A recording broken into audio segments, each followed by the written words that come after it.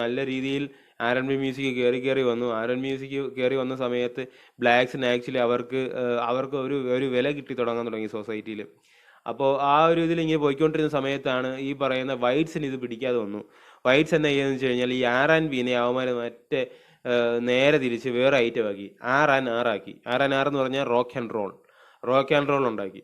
അപ്പോൾ rock and role ഉണ്ടാക്കി കഴിഞ്ഞപ്പോൾ ഈ ആർ.എൻ.ബി എന്ന് പറയുന്നതിന് താഴെ ഭയങ്കരമായി ഇടിവുണ്ടാകാൻ തുടങ്ങി. എല്ലാവരും റോക്ക് ആൻഡ് റോളിന്റെ പുറകെ പോകാൻ തുടങ്ങി. റേ ചാൾസ് പറയുന്നത് എന്താണെന്ന് വെച്ച് കഴിഞ്ഞാൽ റോക്ക് ആൻഡ് റോൾ എന്ന് പറഞ്ഞാൽ അല്ലെങ്കിൽ ആർ എന്ന് പറഞ്ഞു കഴിഞ്ഞാൽ ആർ.എൻ.ബിയുടെ സാനിറ്റൈസ്ഡ് വേർഷൻ ആണെന്നാണ്.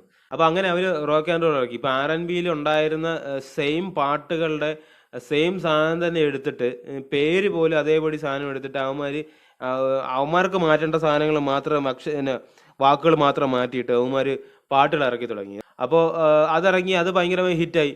റോക്ക് ആൻഡ് റോൾ കയറിപ്പോയി കഴിഞ്ഞപ്പോൾ ആർ.എൻ.ബിയുടെ വാല്യൂ ഇടിഞ്ഞ് താഴോട്ട് പോയി. കഴിഞ്ഞപ്പോഴത്തേക്കിനും ഇവർ കെട്ടിപ്പൊക്കിക്കൊണ്ട് വന്നിട്ടുണ്ടായിരുന്ന ഒരു വാല്യൂ അത് മൊത്തത്തിൽ ഇല്ലാണ്ടായി പോവുകയാണ് ഉണ്ടായത്.